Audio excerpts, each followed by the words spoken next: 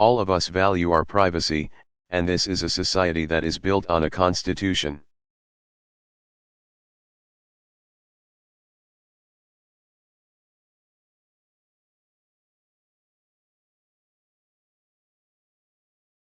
And a Bill of Rights and a healthy skepticism about overreaching government power.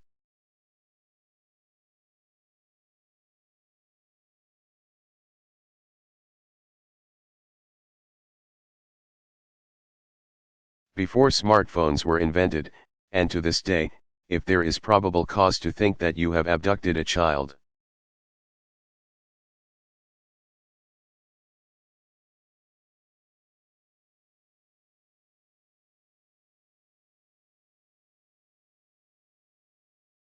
or that you are engaging in a terrorist plot, or you are guilty of some serious crime.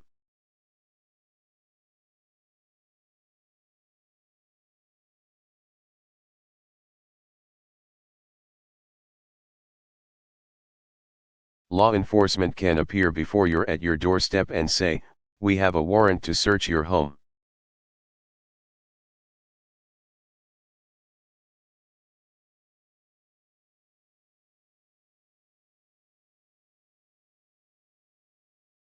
And they can go into your bedroom and into your bedroom doors and rifle through your underwear to see if there's any evidence of wrongdoing.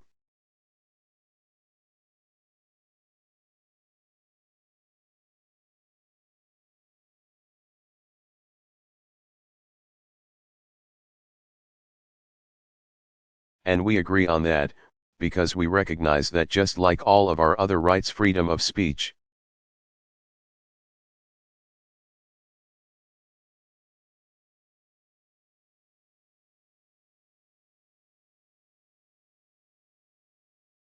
freedom of religion, etc., that there are going to be some constraints that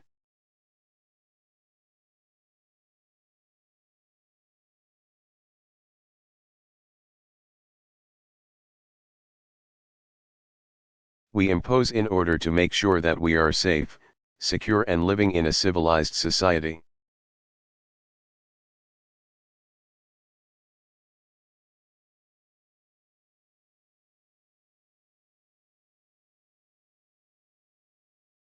Now, technology is evolving so rapidly that new questions are being asked.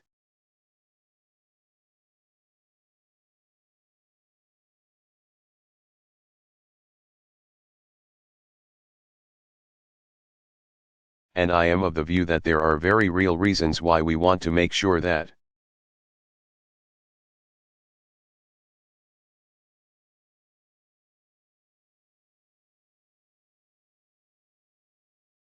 government cannot just willy-nilly get into everybody's iPhones that is full of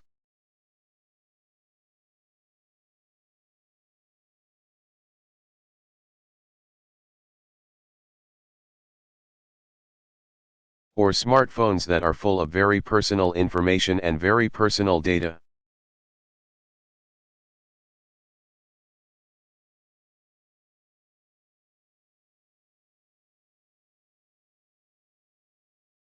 And let's face it, the whole Snowden disclosure episode elevated people's suspicions of this.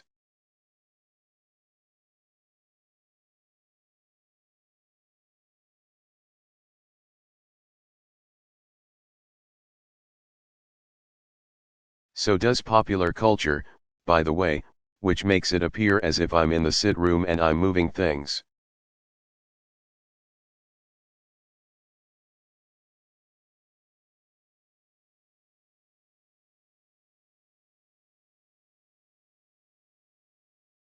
Moderator Smith, you've been watching Homeland.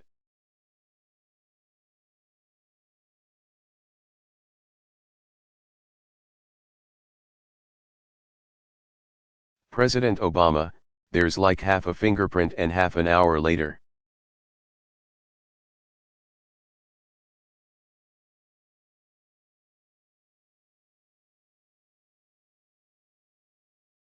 I'm tracking the guy in the streets of Istanbul.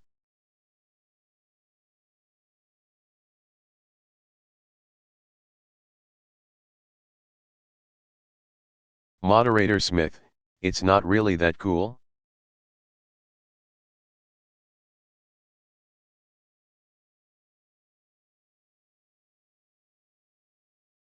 President Obama, it turns out it doesn't work that way.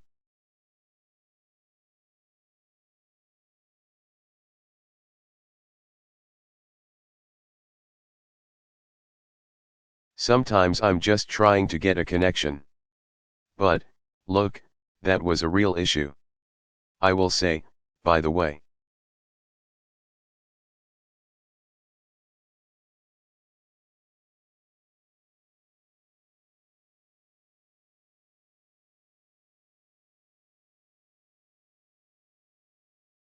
That, and I don't want to go too far afield, but the Snowden issue vastly overstated the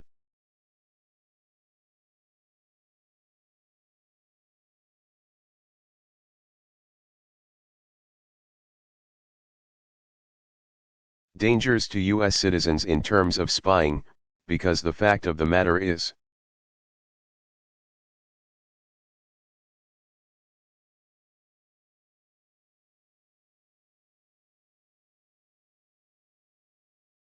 that actually our intelligence agencies are pretty scrupulous about US persons.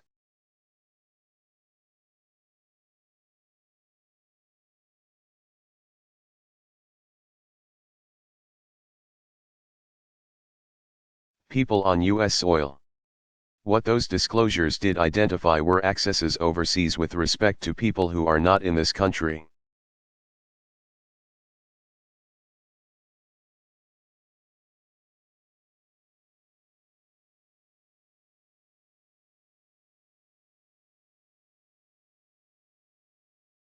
A lot of those have been fixed.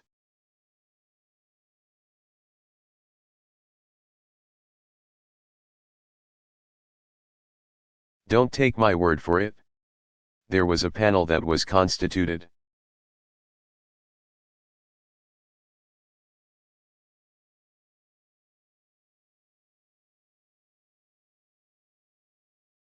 An independent panel that just graded all the reforms that we set up to avoid those charges.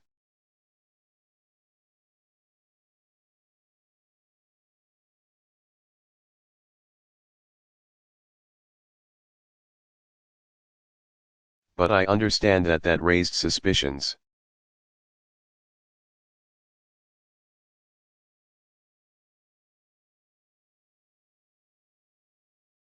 All right. So we're concerned about privacy.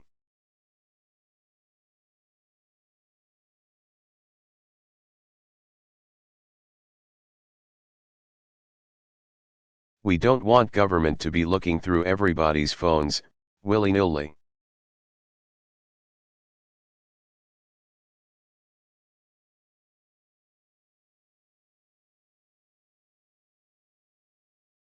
Without any kind of oversight or probable cause or a clear sense that it's targeted at somebody who might be a wrongdoer.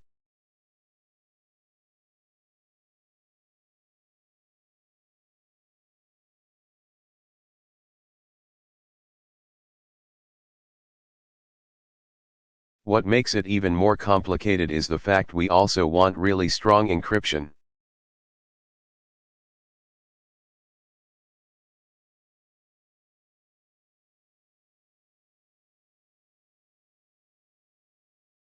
Because part of us preventing terrorism, or preventing people from disrupting the financial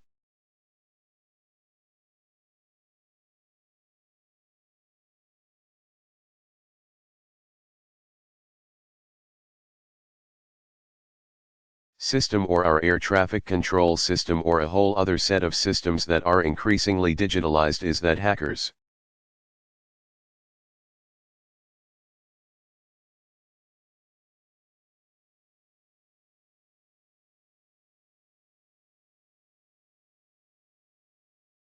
state or non-state, can just get in there and mess them up.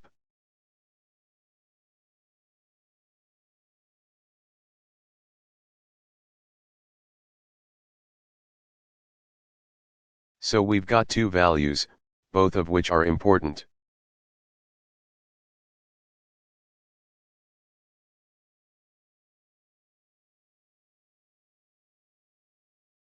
Right?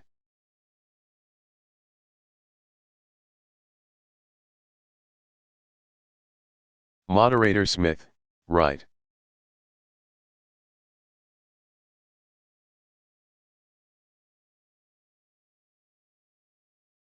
President Obama, and the question we now have to ask is, if technologically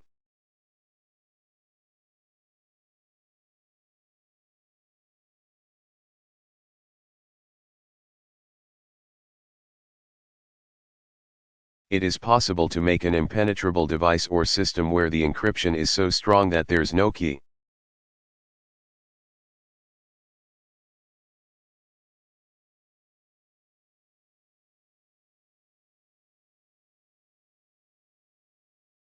There's no door at all, then how do we apprehend a child pornographer?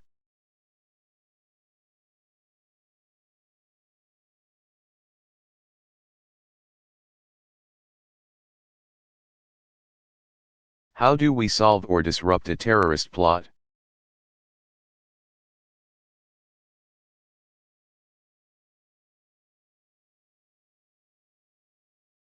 What mechanisms do we have available to even do simple things like tax enforcement?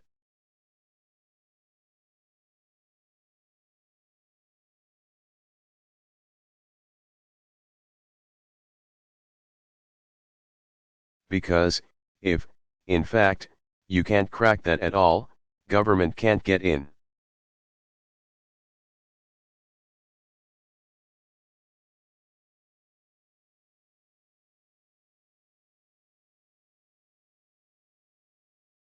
Then everybody is walking around with a Swiss bank account in their pocket, right?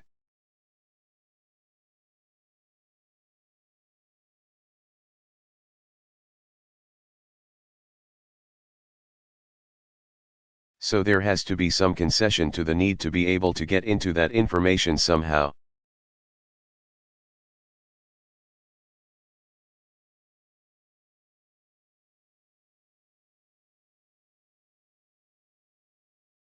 Now, what folks who are on the encryption side will argue is any key whatsoever.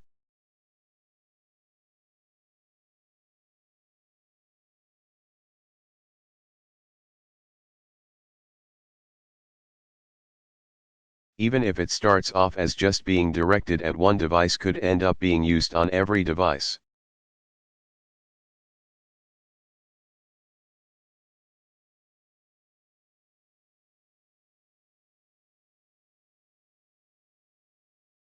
That's just the nature of these systems. That is a technical question. I'm not a software engineer. It is.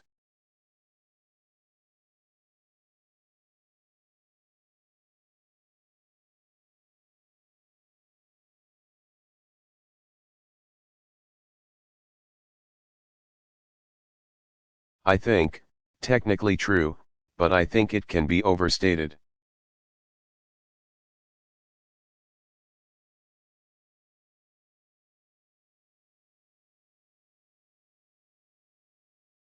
And so the question now becomes, we as a society, setting aside the specific case between the FBI and Apple,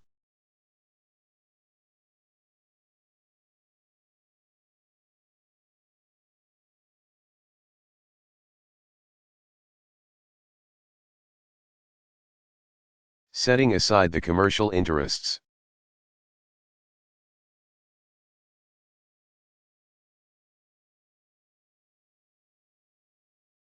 concerns about what could the Chinese government do with this even if we trusted the U.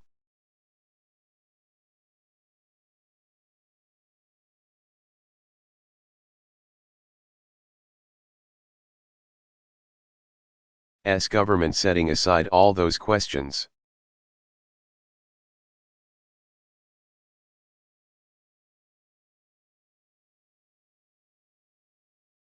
We're going to have to make some decisions about how do we balance these respective risks.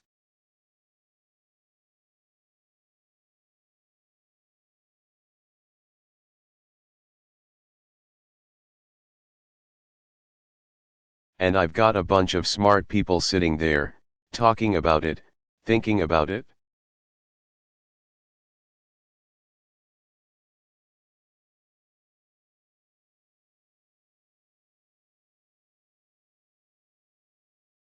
We have engaged the tech community aggressively to help solve this problem.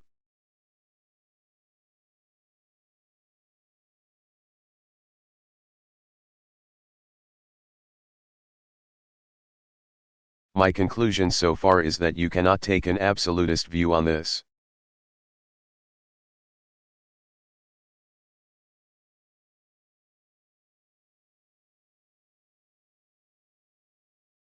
So if your argument is strong encryption, no matter what, and we can and should, in fact, create black boxes.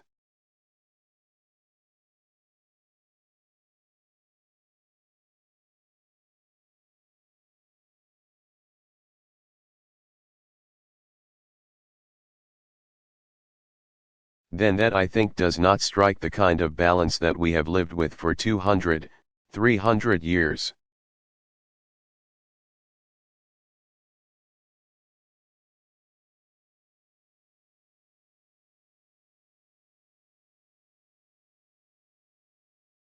And it's fetishizing our phones above every other value.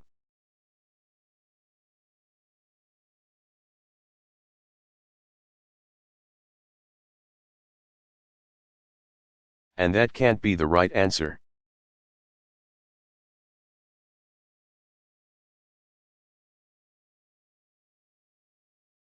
I suspect that the answer is going to come down to how do we create a system where the encryption is as strong as possible.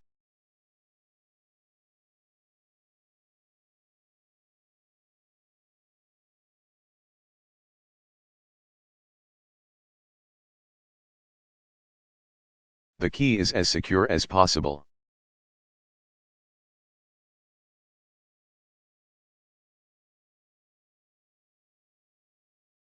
It is accessible by the smallest number of people possible for a subset of issues that we agree are important.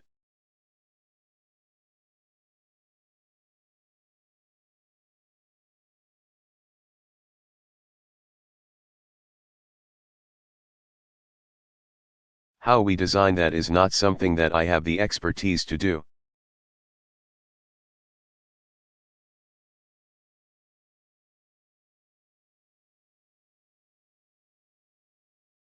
But I caution I am way on the civil liberties side of this thing.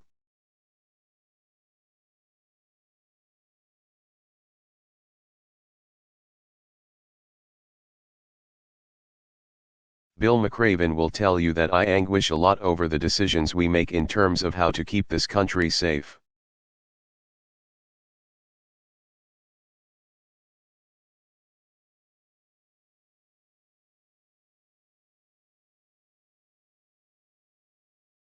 And I am not interested in overthrowing the values that have made us an exceptional and great nation.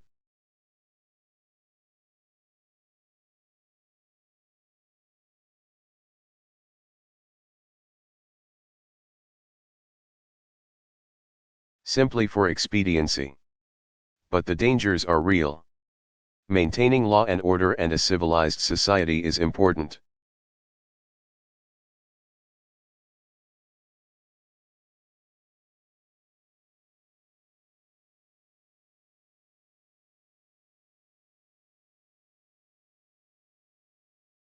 Protecting our kids is important.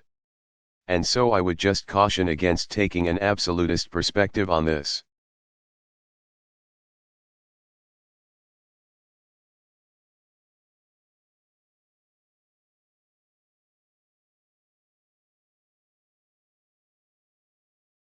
Because we make compromises all the time.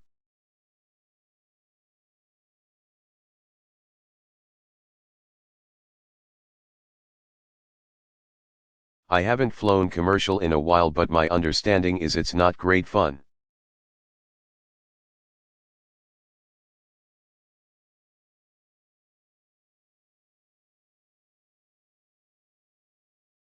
Moderator Smith, it's not great.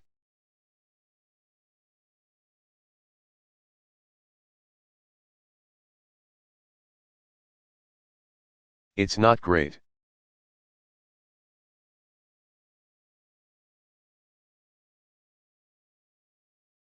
President Obama, going through security.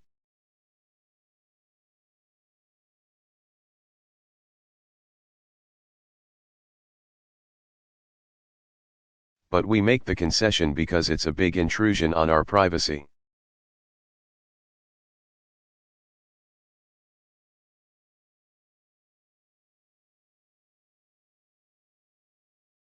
but we recognize it as important. We have stops for drunk drivers. It's an intrusion, but we think it's the right thing to do.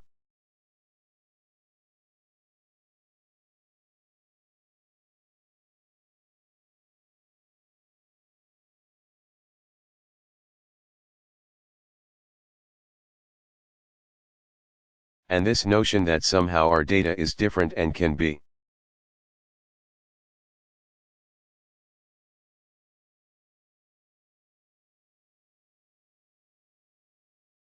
walled off from those other trade-offs we make, I believe, is incorrect.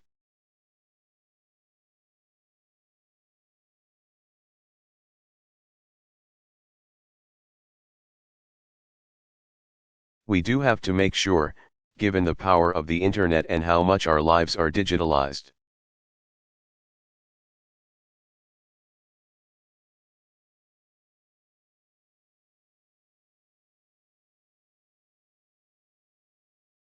That it is narrow and it is constrained and that there's oversight.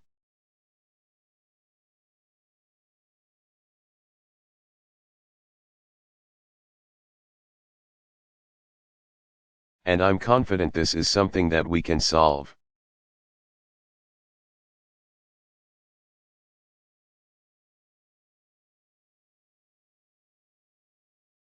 But we're going to need the tech community software designers.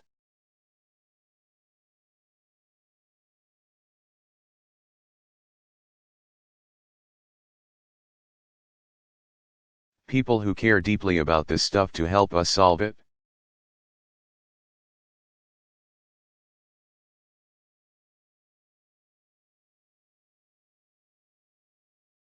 Because what will happen is if everybody goes to their respective corners and the tech community says,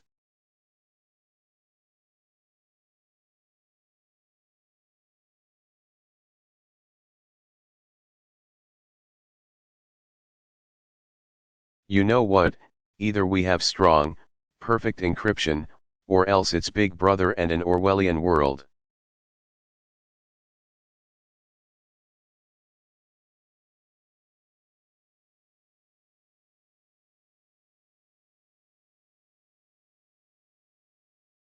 What you'll find is that after something really bad happens, the politics of this will swing and it will become sloppy and rushed.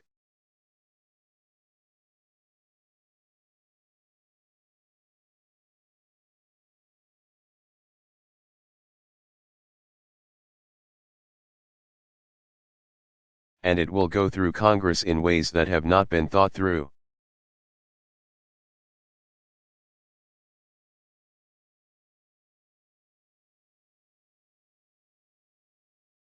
And then you really will have dangers to our civil liberties because we will have not done the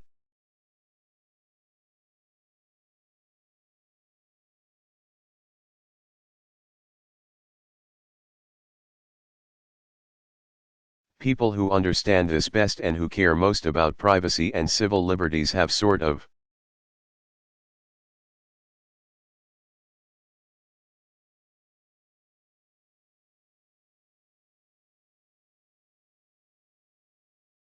disengaged or taken a position that is not sustainable for the general public as a whole over time.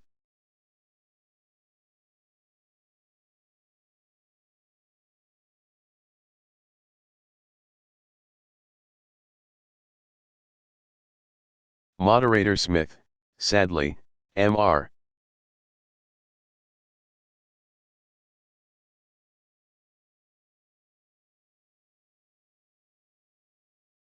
President, the clock is telling me that we're out of time. A lot of things I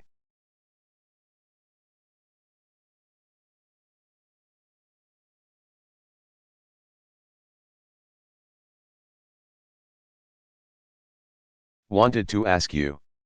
You gave a great answer on that question.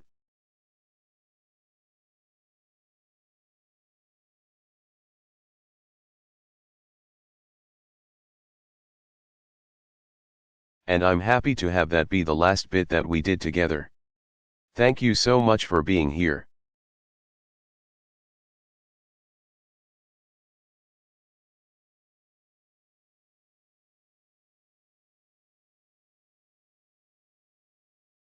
President Obama, I'm the president, so I'm going to take one more minute.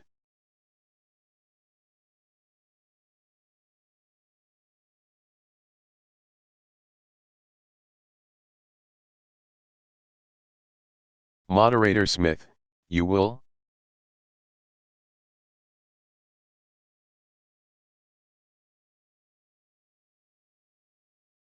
We'll take it.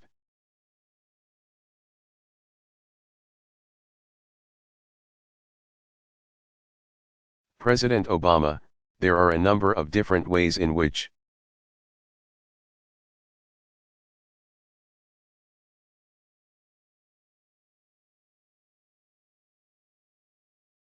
all of you can plug into what I've been talking about here today.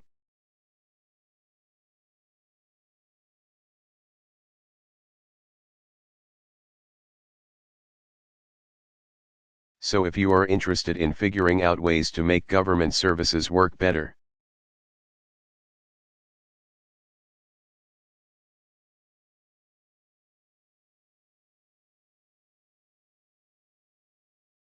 you can go to whitehouse.gov or US Digital Services and find out what they're doing.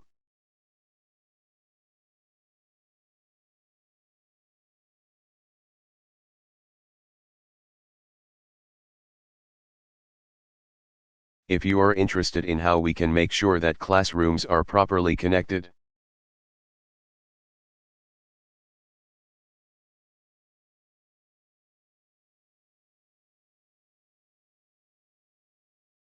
you can plug into what we're doing with Connected.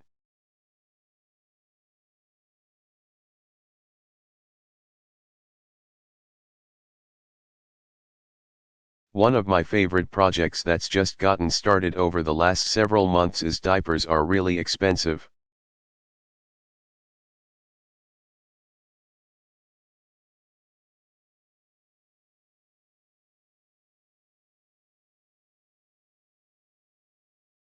And we've actually set up a system whereby through social media and the internet,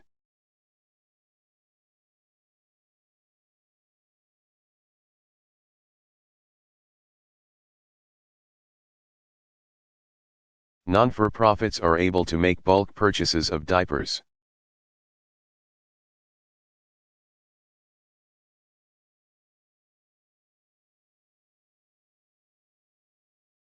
Save 25% on those, so that they can distribute them to low-income moms and families.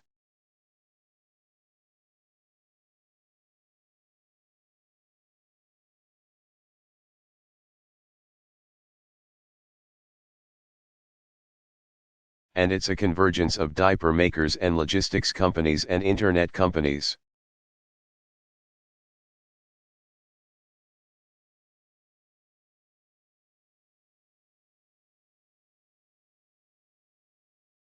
And we sort of convene the thing, but it's not running through a government program.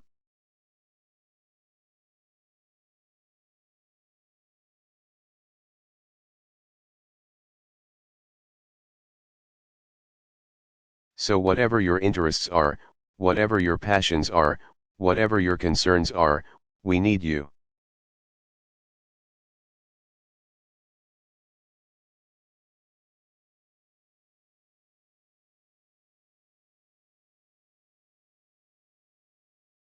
And I want to underscore the fact that in 10 months I will not have this office.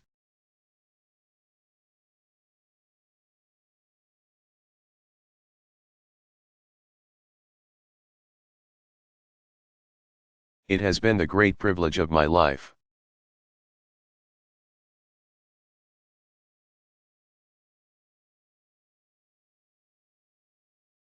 But it's not like I stop caring about the things that I care about right now.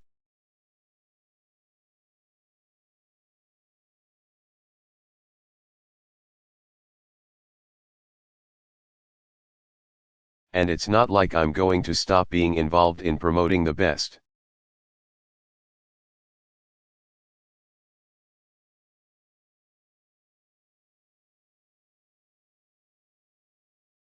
Most prosperous, most peaceful, most tolerant, most ecologically responsible America that I can.